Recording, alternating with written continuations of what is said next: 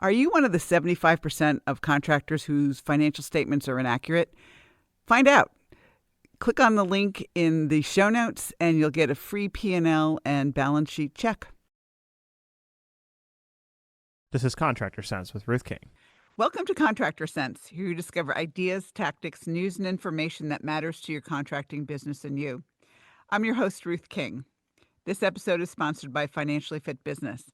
Get the business tool that makes your financial statements come alive and helps you grow profitably, build wealth, and significantly impact your life and the lives of your employees. Go to www.financiallyfit.business and get started today. Thank you for joining us. Here's how we will help your business and you. This is the first of 3 episodes that demystifies your CRM, dispatch, and inside sales roles. My guests are Lynn Wise, CEO of Contractor and Charge, and Danielle Bartus, who leads sales and marketing for Contractor and Charge. Today, we will discuss the division of the CRM role for contractors. Lynn and Danielle, welcome to Contractor Sense. Hey, thanks Thank you for having us. Oh, my pleasure.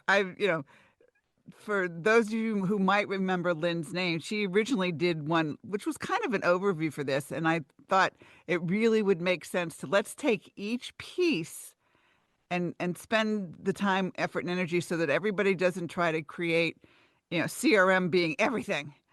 And I think you two see this all the time, correct, Lynn? We do. We do. And so, Danielle, why don't we start with you? So if you're talking to a contractor, you tell them what the CRM role should be. And in your mind, what is the CRM role? The CSR role or the CRM role? The CSR. There, okay. Just want to clarify. Perfect. Yeah, I did say CRM, didn't I? Sorry about that. Okay. That's okay. No, totally fine. We're pretty good at translating. Yeah, I didn't want to say the wrong answer. So thank you. No. It is CSR. Sorry about that. Right. So the CSR role in an office is truly meant to be the customer service based role. So that can be broken out into 2 different pieces. The most important piece of it, though, is making sure that your customer service role, being the person that is going to handle your customers' questions, their follow-up on parts, their invoicing and billing, that role is separated from the other roles so that the customers that need that service get the best attention.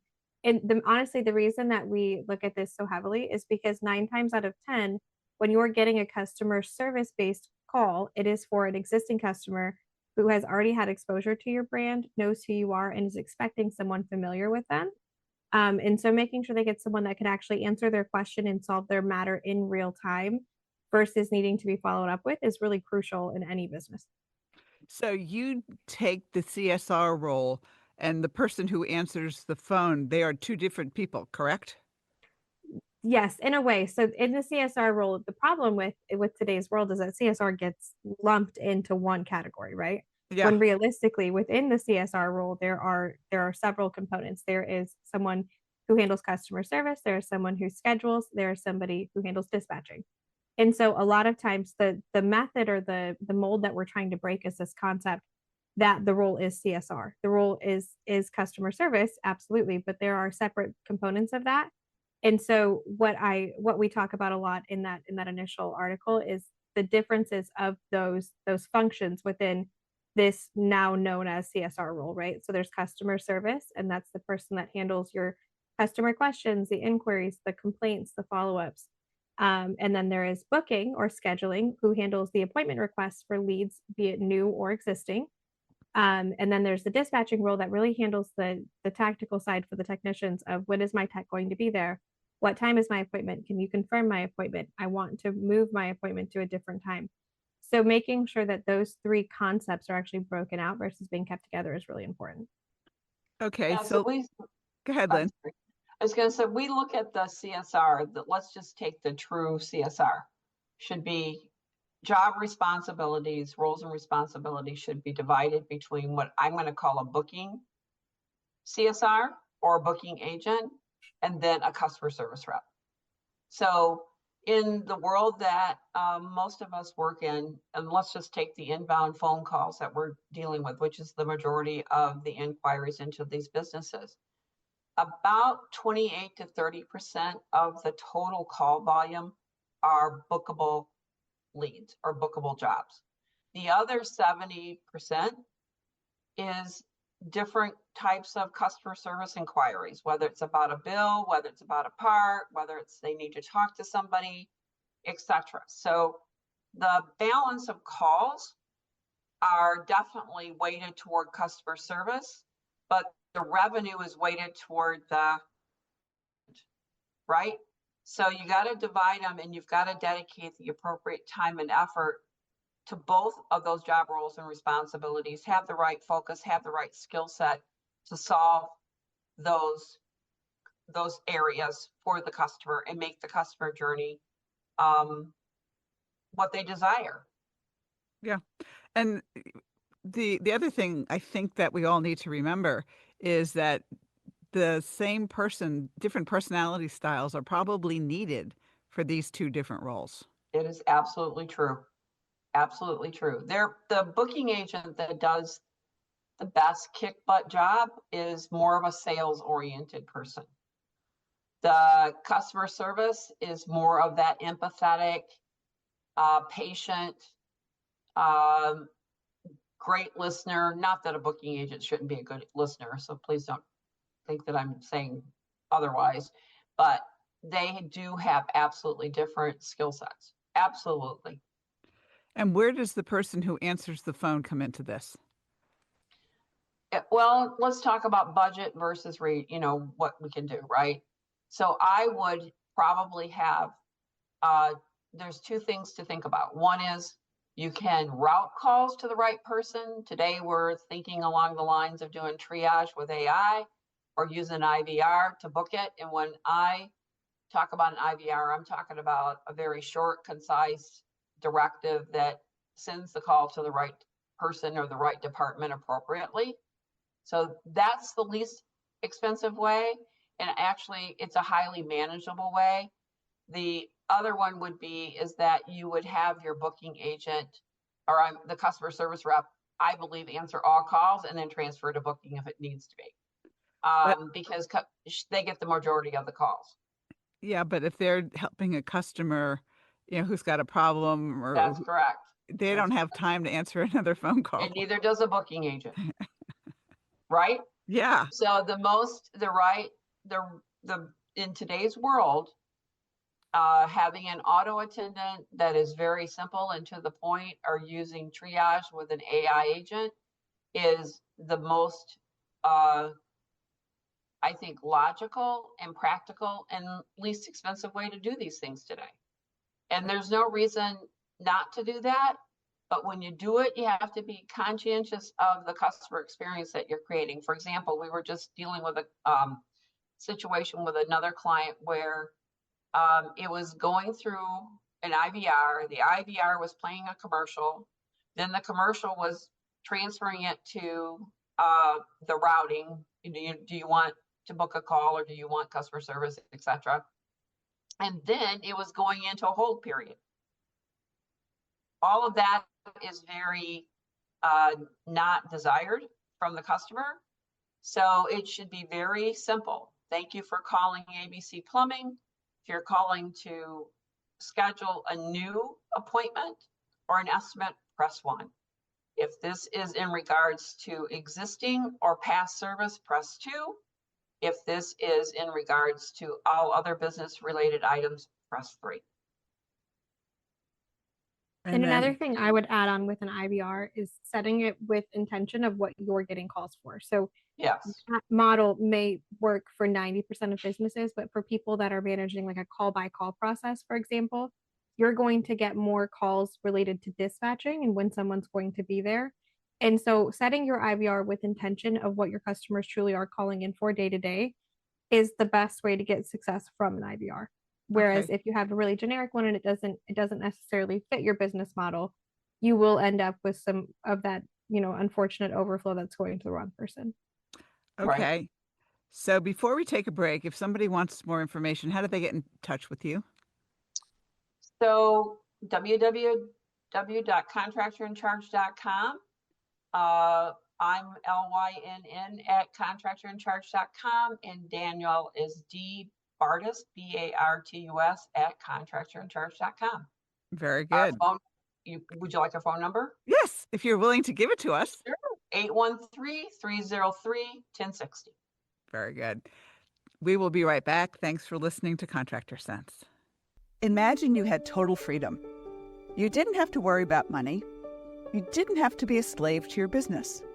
The words, I can't, are eliminated from your vocabulary. What if you could do what you want to do, whenever you want to do it? A financially fit business could give you that freedom. How? By knowing what your financial statements are telling you and taking action based on what they say. You can do this in less than 10 minutes a month, at an investment of less than taking your family out to dinner once a month. And if your financial statements are a mess, you can get help. Go to www.financiallyfit.business or click on the QR code below to get started today. We're back. Thanks for listening to Contractor Sense. I'm speaking with Lynn Wise and Danielle Bartus, who are the CEO and sales and marketing for Contractor and Charge, respectively. So before the break, you all mentioned the words, the letters IVR. Let's, in case somebody doesn't know what they stand for, Lynn, what does IVR stand for? So I'll give you the technical term. It's called interactive voice response. But the simple explanation is it's that direction, that voice announcement that you get when you call a business usually, and it gives you instructions or information on what to do. Got it. So it's an auto attendant. It's an auto attendant, it's an announcement, but yeah, that's what an IVR is. So you mentioned also before the break AI. Let's talk through that a little bit, because there's a lot of AI, what I call bots out there now. And how do you choose the right one? And there's two questions to this, and let's take them one at a time. That's question number one. But question number two is, how accepting are people to talking to an AI avatar or an AI agent? So Danielle, you want to take the first one? It's our favorite topic. Okay, It's my good. I'm favorite glad thing. it's your favorite topic. So here's what I said. The first question, just to confirm, it's how do you choose the right Yes. AI? Yeah. That is a fantastic question. And I don't know that there is a really, structured answer for it. It really is making sure that what the AI bot is designed to do matches your business model and your needs. Right now, especially, after the wave of this last summer, AI has popped up everywhere. Everyone's got a bot, everyone's got something that can do something, and it's all very fancy. But the key to having a successful AI platform is making sure that one, it can integrate with your software and you're not having to, have a follow-up for every single item or call. Making sure that the system can route calls appropriately, but also has a natural language understanding and has worked within your industry or been studying the industry for a long time. But also, the most important thing about choosing the AI agent for you is making sure that whatever AI partner you go with, your option is always to have an out for your customer. And that kind of leans into your second question. That does lead into the second one. Yeah. It does. Yep.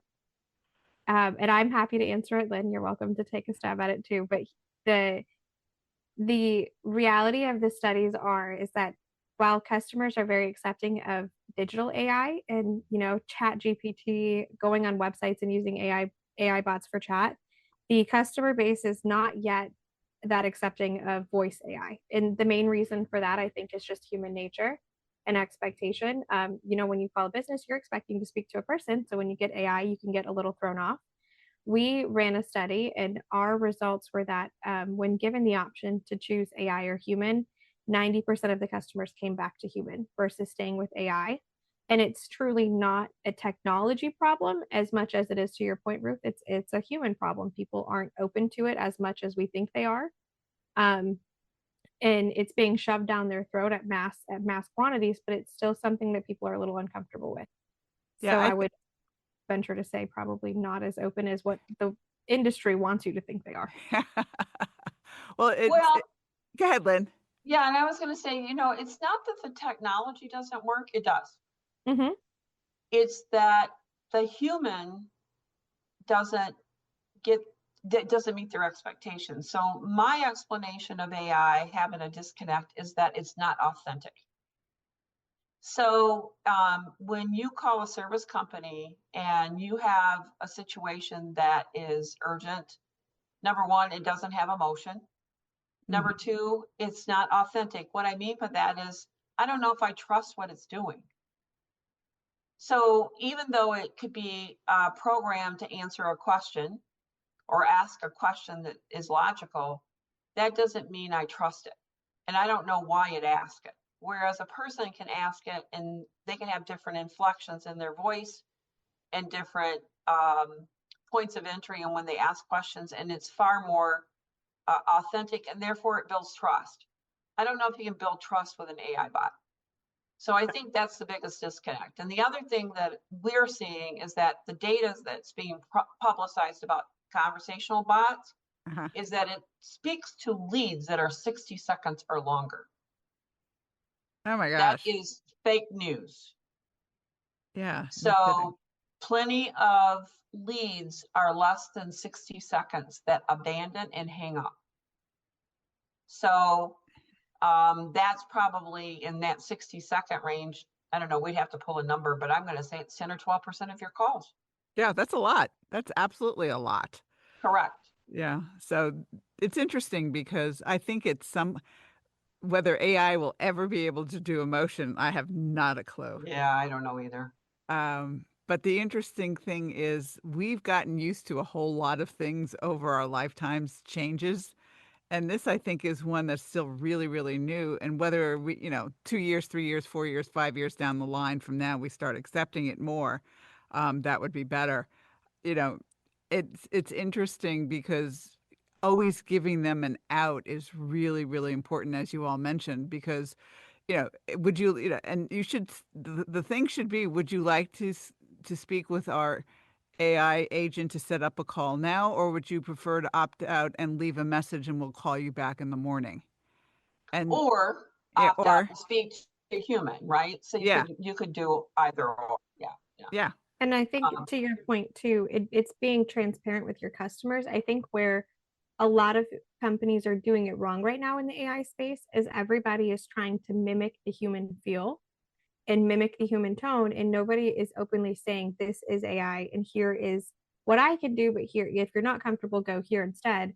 Instead, we have this big mass industry of trying to pretend, for lack of a better term, that it is human, and it builds that distrust in the system because the customer can tell usually within 20 30 seconds that it is AI, or naturally it is AI, and so there will be mistakes. If you speak over it, it will stop speaking or it will stutter, whereas a natural human conversation, you can continue a conversation when someone speaks over you. Yep. And so I think if there was a lot more transparency with customers in your actual consumer base of it being AI, we would have a significantly better acceptance rate than we do today. Yeah, I would agree with that. Okay.